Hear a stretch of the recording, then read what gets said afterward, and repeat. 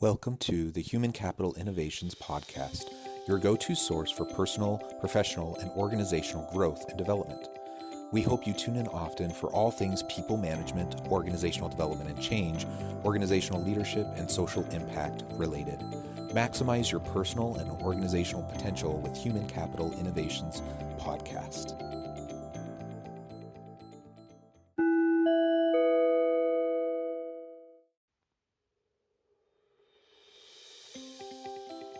Welcome to the Human Capital Innovations Podcast.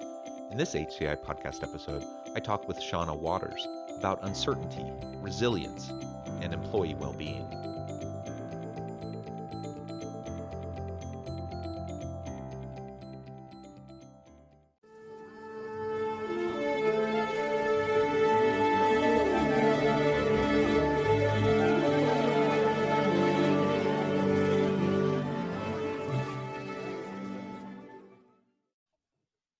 Shonna Waters, welcome to the Human Capital Innovations Podcast.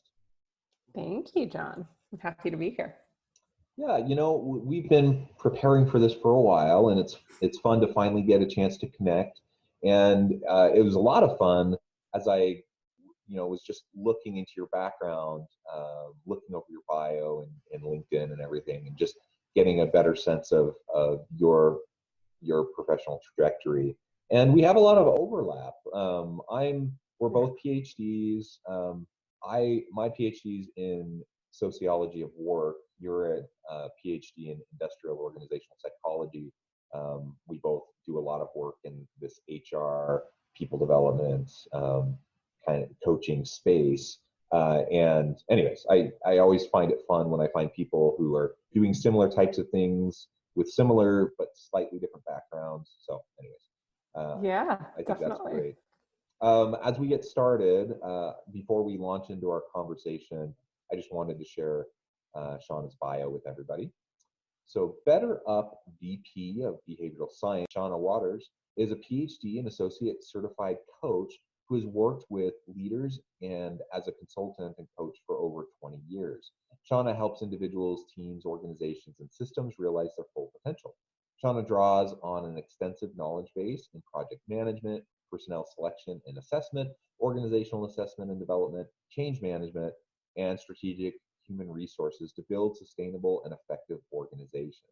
Shonna has a PhD in industrial organizational psychology and statistics, was certified as a leadership coach at Georgetown University's Institute for Transformational Leadership, and became an associate certified coach through the International Coach Federation.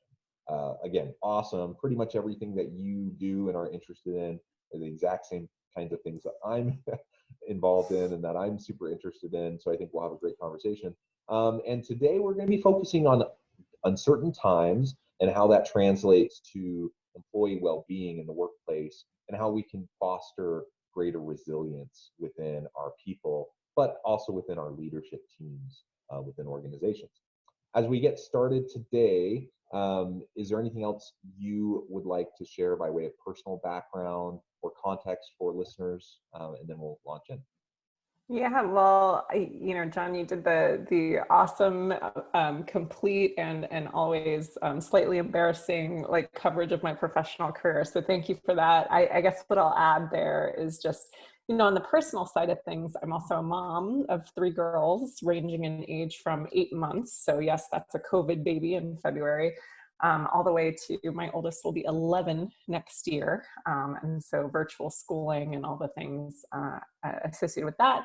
And I am, born, raised, and currently living in the Washington, D.C. area during election season. So hopefully I will, share research and evidence and what Better Up does in resilience and well-being, but also you'll see how this pursuit is really just healing thyself in all this. So. Well, that's great. And I love the DC area. I've been back for work probably a dozen times, and I always love going back to visit. But I can imagine right now, probably tensions are high, given, we're what, 3-4 days before the presidential election. Yes. And yes, we are. so you have you have the coronavirus and all the issues around that. You have all of the social and political unrest in the country, all of this layered, one on top of the other, and it does make for interesting times. And I can completely relate, to the parenting and working from home thing. My wife and I have 6 children, and they're doing online school, and my wife and I are working from home, and we're juggling everything and trying to when things shut down in the spring, we just juggled and made it work, and we weren't sure how long it was going to be, and we didn't have enough devices for everyone, but we just kind of juggled things and had people doing stuff. For this fall, though, we realized, we just need to go buy more computers, and we need to have more stuff, more equipment, so everyone can do their thing. And it's been working a little bit better, but it's fun, it's challenging, and I think we're, everyone's kind of had their world turned upside down and is facing a lot of unique circumstances right now. So that ties in actually quite well to our topic for today, as we're talking about well-being, resilience, just helping people dealing with the challenges that are in front of us at this moment, at this particular point in time. And perhaps it's as challenging or more challenging than it has been in recent history. And organizations are struggling, leaders are struggling, their people are struggling. So what, as we launch in, first of all, what does BetterUp do? How does your work at BetterUp help to address this kind of context that we're in? And then we can broaden it out a little bit more and talk about what we as leaders can do to help our people and to help ourselves practice self-care as well.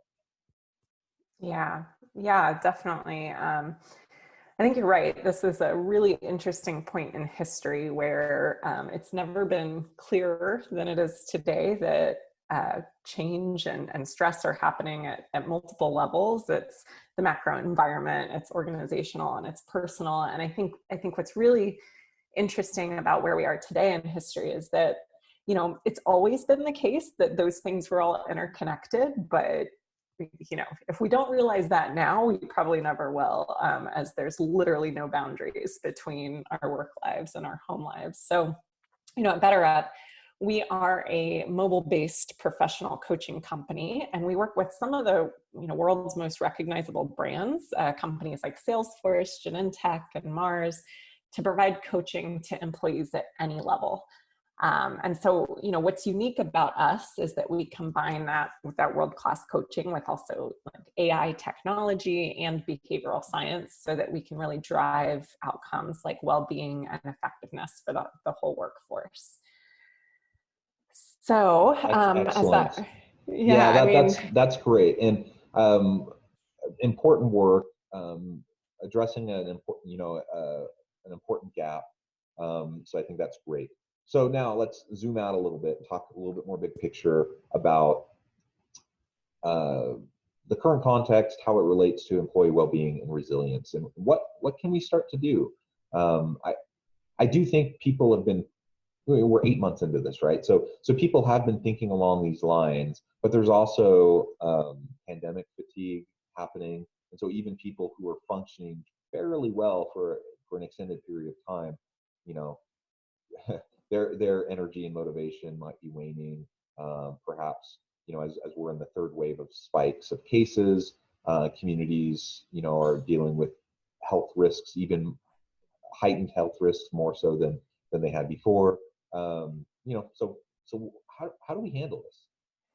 Yeah, that's a great question. And, I think when, so BetterUp has always studied resilience. I think it's something that's just kind of core to our mission of helping people, live with greater clarity, purpose, and passion, be their best selves, and all of that.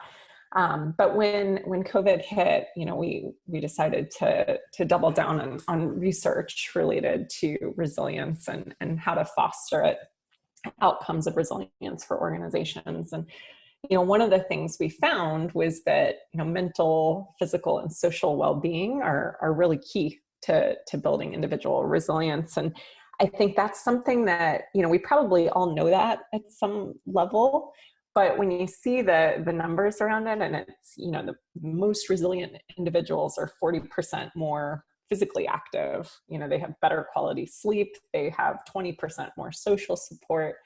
And that actually bolsters productivity and well-being, even at a time where, you know, nobody is immune. We're all affected by this. So it's not that resilient people don't hit setbacks, but they have all of these, you know, self-care and protective practices that help them recover and bounce back even better than they were before. So I think it's one of those things where, you know, it's really hard when you're kind of holding everything together, especially, I can't even imagine 6 kids, John, like bless you and your wife. But you have to really create that space and discipline to make sure you are getting your physical, mental, social needs met, so that you can really, you know, weather the storm and maintain productivity. So tell me a little bit more about the research you've been conducting around resilience. I think it was wise. You know, not only is it always been an important issue, it's more important than perhaps it's been in recent times. Plus, just with the nature of things and so many things going remote and so many organizations just trying to find ways to be productive and leverage this opportunity. I think going into full force this research, I think, is really important. So tell us a little bit more about that and some of the key findings from that research. Yeah, I'd be happy to. I mean, so we had 2 different data sources that we were relying on for this research. One was, you know, a large representative sample of workers, you know, at all companies. So regardless of whether, you know, they had a relationship with BetterUp or not. And the other one was looking really at people who are BetterUp users, so our member database. And this gave us a really interesting sort of multifocal lens on tens of thousands of people across industries, you know, different parts of the world, and really help us understand, like, you know, why does resilience matter and how do we improve it? So one of the findings I thought, you know, was important is that resilience actually boosts the bottom line. And that is that companies with the highest growth and resilience demonstrate more than 3 times the annual revenue growth compared to those who grew the least in resilience. So I think that's important because, again, like we're still as a society coming to, you know, really accept this notion that, you know, these, it's not just technical skills and, you know, people can't just completely divide who they are at home from who they are at work. So, you know, these proof points that really make that connection between what would previously be thought of as like softer skills and all of that with the bottom line. So that I think is important. The other thing we found is that resilience is a hidden source of innovation and growth. So, you know, it probably makes sense if we stop and think that, you know, it's hard to go above and beyond and really create new things if you're operating from a place of deficit. And that's what our data showed, was that, you know, the people who are the most resilient workers are also the most innovative ones. They have 22% higher innovation than their peers, 19% higher cognitive flexibility, and then also higher team creativity. So I think, you know, seeing the broad spectrum of the benefits that resilience can provide is important. But then finally, sorry, really quick, can you talk a little bit more about that cognitive flexibility notion? Yeah. I think that's really important. Oh, you're right. I think that is, if there's one skill that we can all adopt that would probably make us, you know, happier, more centered people, cognitive flexibility is it. And what that is, you know, it's this notion that while we can't always control what happens to us, we can control how we view it and our response to it. So, you know, I was actually in a women's luncheon the other day where, you know, the speaker framed this as, instead of viewing, you know, a situation as something being done to you, it's like, wow, this is being done for me. And like, what opportunity for growth does that present? And, even things like, again, if we shift from like, wow, this 2020 is a year that has just been terrible, to wow, 2020 is teaching us some really important lessons. And what's the lesson that I can extract here? Even those little shifts and really building that mental habit and shifting our mindset towards opportunity has a huge impact on how we respond to our environment. Excellent, excellent. Thank you. And I interrupted you, so continue. Oh, no. Well, yeah, I mean, the last finding I wanted to highlight, just because, again, it's one of these things where I get excited about, the potential for impact that something like this creates, is this notion that there's like a ripple effect from managers, resilient managers, to their team members. So we found that resilient managers help retain talent, but they also reduce burnout. And this is because, 52% less burnout for those leaders who are highly resilient, and they're less likely to leave the organization. And they're 57% more likely to see the purpose in their work. So why is that? How does that happen? I like a really simplistic example, because again, I told you I'm in the momming mindset right now, is, I have a new crawler. And what's the difference in how she responds when she falls if I have, a calm response or laugh it off, versus if I rush to say, oh my gosh, are you okay? Is everything okay? So the way we project and model response to challenge has a huge impact on the people around us. And so, I think that creates an opportunity for a point of leverage. If we can build the resilience, even just in our leaders, that'll trickle down into the rest of the organization.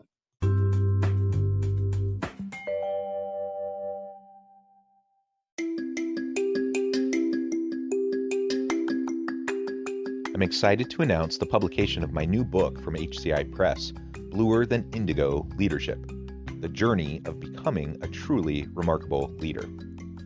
Early in my adult life, I learned about an Asian proverb that translates as bluer than indigo. If you think about the color indigo, it is a brilliant, deep, and vibrant blue, what some would call the bluest of blues. To have something that is bluer than indigo is rare and truly remarkable. Contrary to popular myth, there is no one-size-fits-all or cookie-cutter approach to effective leadership. There's no silver bullet, no secret sauce, no go-to model that will solve all of our problems. The truth is, great leaders have all had their unique strengths and flaws, and have all had to discover and then pave their own distinctive path in their life's journey to fulfill their leadership potential. Bluer Than Indigo Leadership will help you discover your own path and explore those ordinary, everyday actions that will help you respond to an uncertain future and produce extraordinary results for individuals, teams, and organizations.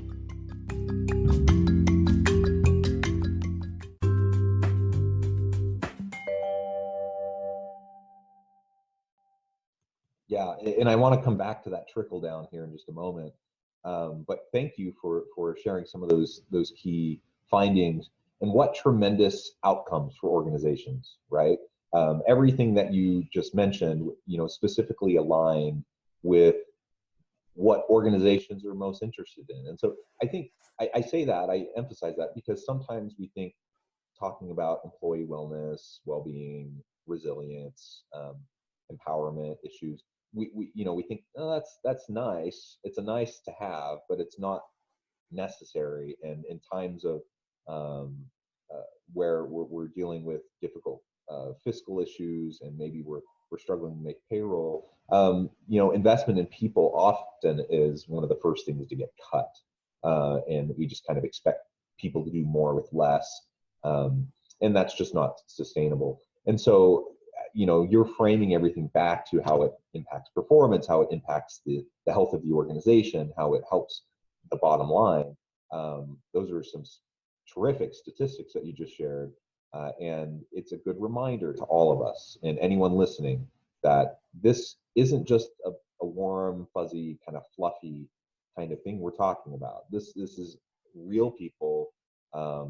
And even if we set aside the human component of just like, let's be good to each other, let's treat each other with dignity and respect, let's value our people, it makes sense for the organization. It makes sense for the bottom line. It's going to help everybody. It's going to help the organization be more effective and productive. It's going to help them maintain their competitive advantage. It's going to help leaders find greater success, and it's going to help your people because you're investing in them, you're focusing on them, and you're valuing them. Yeah, absolutely. Yeah, I mean, I think it ends up being a really good news story about this, being able to see people's kids and pets in your Zoom meetings, right? Is that it's just hard to ignore the fact that, that has an impact on how focused you can be at work, and we've got to help people, adapt to that situation. Yeah, absolutely. So let's talk a little bit more about that trickle down effect, because we do need to create resilient cultures and environments that foster resiliency. And it doesn't just happen in a vacuum. I mean, it's not going to just emerge. Like, we need to create it.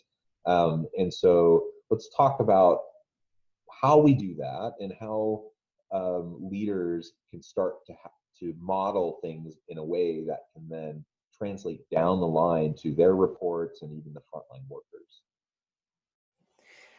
Yeah, I mean, I think so. So there's a few things that I think are important here. One is, as I mentioned, you have to start with yourself first, and put on your own air mask. And that means that for you to lead through change and challenge, you've got to start by making sure that your own cup is full, that you're getting rest, that you're, taking care of yourself in terms of nutrition, you're getting some physical activity, and you're building time for social connection. Now, those things are also then critical to create the conditions for with your people. So it's important that they see you doing those things, and also that you're, having that conversation with them and creating the space even for, social connection at a time when we're all virtual. So one of our customers, for example, Chevron, this was a big challenge for them in, how do we take this workforce that was not necessarily accustomed to working remotely, dealing with everything they're dealing in their personal lives, and keep that sense of connection across the globe, right? So what they ended up doing was, partnering with BetterUp to offer group coaching, what we call coaching circles, to 7,000 supervisors beginning in June, to again create this space to come together, network, offer peer coaching with one another, and also focus on behaviors like feedback and navigating uncertainty and things like that. So I think even if it's just a matter of creating some unstructured space in the, during your team meetings, or using the breakout rooms function to create that time for social connection and check in with each other personally. How are you doing? And then to the extent that you can offer flexibility, things like adjustments in working hours or structure, things like that, it reinforces for people that they have to not just focus on delivering work, but also ensuring that they're at their best when they're doing so. Yeah, excellent. I love those thoughts and tips. And you said it, focus on yourself first, make sure that you're in a good place, and then make sure you're modeling, make sure that you're doing it in a conspicuous way. I know not some leaders naturally, they like kind of being center of attention, and so that's not going to be a difficult thing. Others, they're more kind of the behind the scenes. They don't really want the limelight. They don't need people. They don't want to shine the light on themselves all the time. But in this instance, even if that's not your style, you need to do it, because people need to see that you're taking your vacation time. They need to see that you're doing these self-care behaviors. They need to understand that you're dealing with stuff and struggling with things just like they are, and so they can connect better, and they can see the importance of going through and doing these types of things. That just has to happen, because it's not directly related to what we were just talking about, but let's take, for example, the vacation day element, right? We know there's so much research that shows, particularly in the US, we just don't take our vacation days. So we offer way less vacation and PTO time than pretty much anywhere else in the world already. So many countries and companies provide way more opportunity for vacation than we do. But even though we have less available, people don't take it.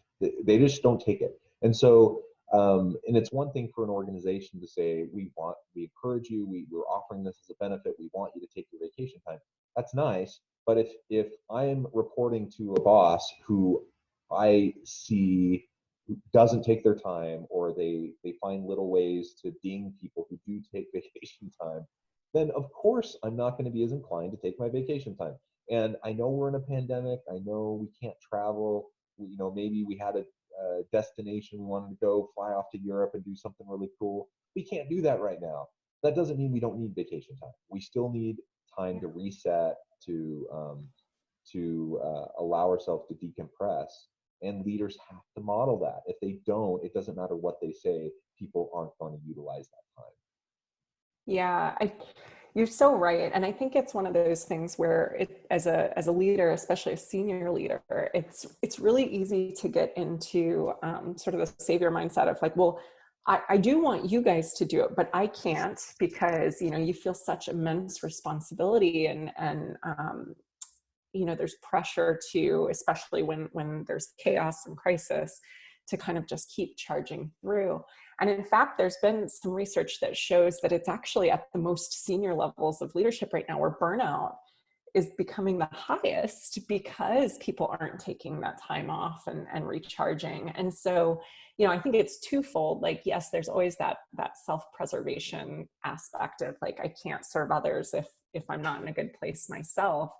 But I think in addition, that building those norms that you're talking about, it's critical. And it doesn't matter how many times you tell me to take vacation, if I don't actually deep down believe that that is okay and encouraged and what you want me to do, I'm not going to do it. So, I mean, even I think little things like being aware of, what time am I sending emails? What time am I responding to Slack messages?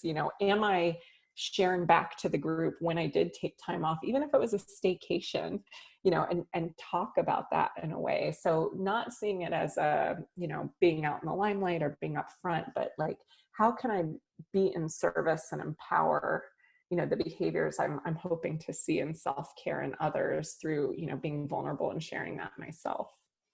Yeah, excellent. Well, Shonna, it has been a real pleasure. The time has flown by and we're just about out of time. But before we stop today, I wanted to make sure I gave you a chance to share with listeners a little bit more about how they can get connected with you, and give us the last word on this, the importance of resilience. Yeah, definitely. Well, you can definitely reach out to me on LinkedIn, Shonna Waters. You can reach me at BetterUp, shonna.waters@betterup.co. Always happy to answer questions, engage in any of this. I think what I want to leave you with is this concept that, coaching and self-care, these are things that are like a mental fitness gym. You can build and practice coping skills and resilience to meet unexpected challenges and stressors on the job and in life before you actually need them. I think if we thought of our mental health and well-being as something that required investment, just like our diet and our physical activity and our technical skills, I think we'd all be happier, more productive people. So I also just want to say, best wishes to everyone out there. Good luck with managing the current environment, and go out and vote. Thank you. Yes, go out and vote if you haven't yet. Thank you so much. It's been a real pleasure talking with you. Such an important topic, and I hope listeners will reach out, get connected, find out more about what BetterUp can do for you, what Shonna can help with. And as always, I hope everyone can stay healthy and safe, that you can find meaning and purpose at work each and every day. And I hope everyone has a great week.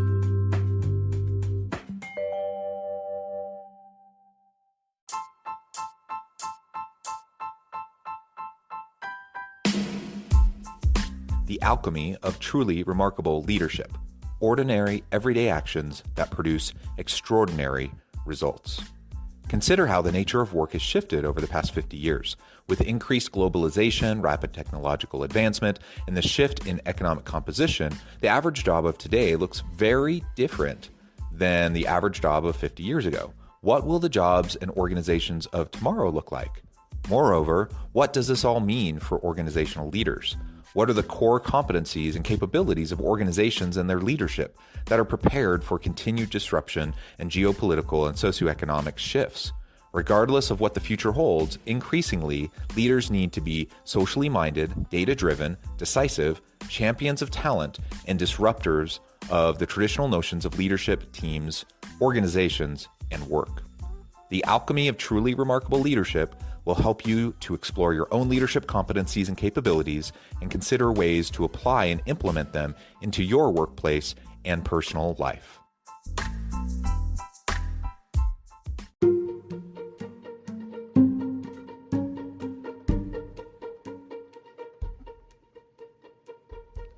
Check out Human Capital Innovations magazine, Human Capital Leadership. Human Capital Leadership is a free, interactive e-magazine with the mission to help individuals, leaders, and organizations find innovative approaches to maximize their human capital potential. We publish issues quarterly in August, November, February, and May. Take a look at the latest issue and let us know what you think.